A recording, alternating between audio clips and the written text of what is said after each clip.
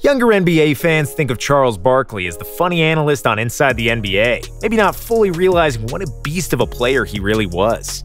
Barkley is one of the best power forwards to ever play, and he remains one of the best players that never won an NBA title. Here's the career retrospective of Sir Charles Barkley. How good was he really in his prime, and where does he rank among the all-time greats? Pre-NBA. Charles Barkley was born and raised in Leeds, Alabama, and he spent most of his childhood playing basketball and eating. As a junior in high school, he weighed 240 pounds at 5'10", and nobody thought that he would make it as a player. And even though he grew to 6'4" during the summer, his weight also ballooned, and Barkley had cleared the 300-pound mark. Even at that size, Charles was still unbelievably jumpy and mobile, which got him a scholarship from the University of Auburn, then exclusively known for football. In college, Barkley still had a lot of trouble with weight and would often order multiple pizzas almost every night. And by the morning, there would remain nothing but the carton boxes in which they came in. Assistant coach Sonny Smith recalled the general opinion on Barkley during his Auburn days. He's fat, but on the court, he's like a hurricane. He clears out everything in front of him. Barkley's trademark play was grabbing the rebound, dribbling the full length of the court, and then finishing with a thunderous jam at the other end. Charles played center at Auburn and led the Southeastern Conference in rebounding in each of his 3 college seasons, despite being shorter than every other center by at least 4 or 5 inches. Because of his hefty posterior and crazy athleticism, he earned himself the nickname the Round Mound of Rebounds, which stuck for the rest of his career. Charles averaged 14.8 points on 68% shooting, 9.6 rebounds, 1.6 assists, and 1.7 blocks per game in college, and led the Auburn Tigers to their first ever appearance in the NCAA tournament in 1984. This earned him a place in the 2nd All-American team and the 5th pick in the 1984 NBA draft, where the Philadelphia 76ers selected him in the best draft class in history. Moses, and adjusting to the NBA. Barkley didn't want to get drafted by the Sixers because he thought he would only be able to make $75,000 because of Philadelphia's salary cap situation. So, he intentionally went on a 2-day eating binge just before the draft so that the Sixers would pass on him, and that he could earn more money somewhere else. However, the Sixers selected him despite Barkley weighing over 300 pounds. But when the season started, Charles found out that he couldn't dominate the NBA being 50 pounds overweight. Unlike Michael Jordan, who got drafted in the same draft class by the perpetual lottery team in Chicago Bulls, Barkley came into a veteran team who had just won the NBA championship in 1983. In Philly, he was schooled by 2 future Hall of Famers, Julius Erving and Moses Malone.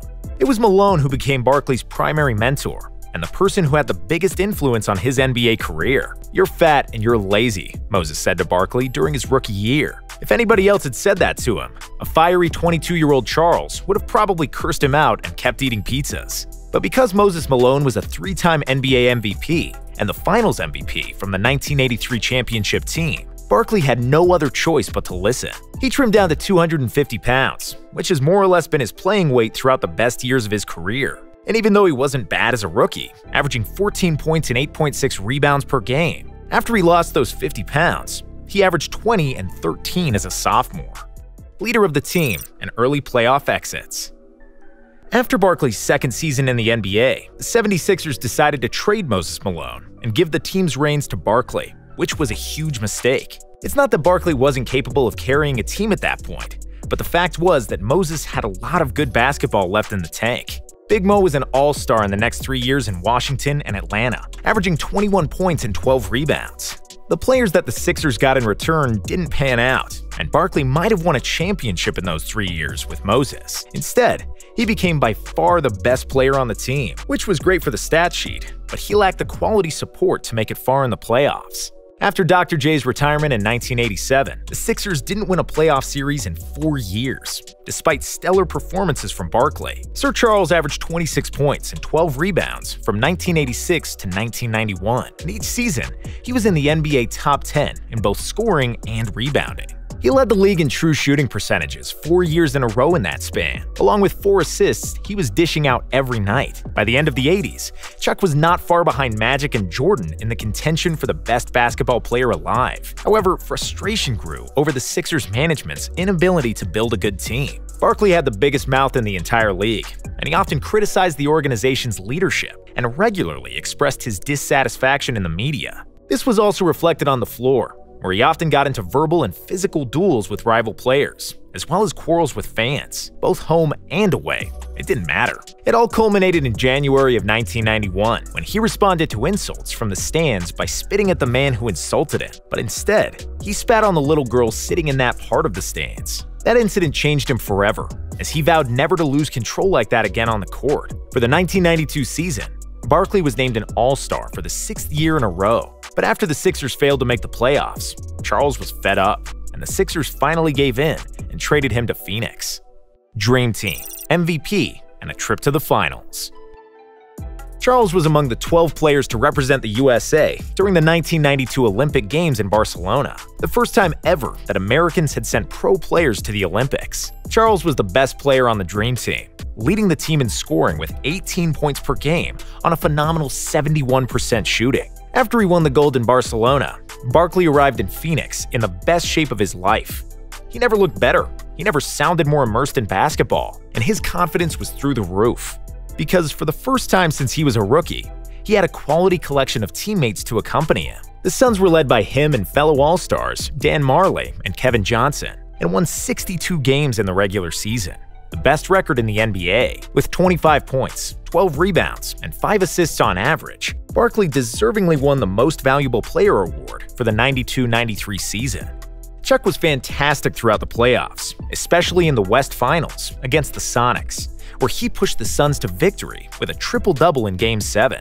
In the finals, Barkley and the Suns were awaited by Michael Jordan and the Chicago Bulls, who were aiming for a three-peat. The 93 Finals is among the best final series in NBA history, where Jordan, Pippen, and Barkley played the best basketball of their careers. Chicago stole the first 2 wins in Phoenix. The Suns got the third game after 3 overtimes.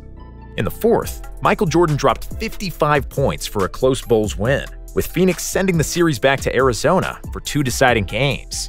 In Game 6, the Suns had a 2-point lead with 15 seconds to go. But then John Paxson showed up and hit a 3 for the Bulls' 3rd championship title. Despite not excelling in all 6 matches, Barkley showed all the splendor of his talent: the transition game, the great understanding of geometry on the floor, the physical strength, the post-up game, mid-range shooting, and of course, rebounding. He also showed a tremendous amount of heart and will to win, and although MJ defeated him in a direct clash, Barkley proved that he certainly had the right to put his hands on the MVP trophy that season. Chuck finished the series with averages of 27.3, 13, 5.5 on 48% shooting, which didn't even paint the picture of how good and dominant he was that year. Finals years and playoff disappointments. Barkley was crushed by the defeat against the Bulls. A blank stare at the press conference after the finals said it all. The Suns had 2 more great seasons, but they lost twice in a row against the later champions Houston Rockets, after holding a 2-0 and 3-1 lead. Barkley then got into a beef with Kevin Johnson, and that shattered the Suns team, one of the best who failed to win the title. Barkley healed his wounds with another Olympic gold medal in 1996, where he was again the top scorer of the US Olympic team, shooting a staggering 82% from the field. Chuck then went to Houston to try and win a championship with Clyde Drexler and Hakeem Olajuwon, but the trio were no longer in their prime and could not make it to another NBA Finals. Barkley spent 4 years in Houston, and his production slowly but surely dropped in each of those 4 years. A quadriceps rupture sidelined him for 4 months in his last NBA season, but Charles returned because he wanted to leave the game on his own legs. He scored the last basket of his career after an offensive rebound against the Vancouver Grizzlies, after which he left the floor and finally said goodbye to basketball. Legacy.